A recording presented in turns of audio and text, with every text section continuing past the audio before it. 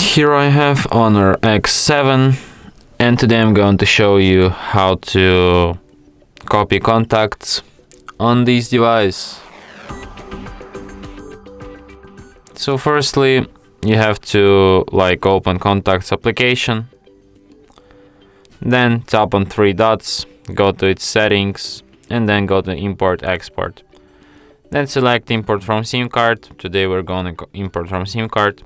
Here you can select which contacts you want to import, and then just tap Import. Then select Where to, Phone Contacts, and now we have these contacts twice, because one we have on our SIM card and others on our phone. And that's it. Thanks for watching. If you find this tutorial useful, don't forget to hit that like button and subscribe to our channel.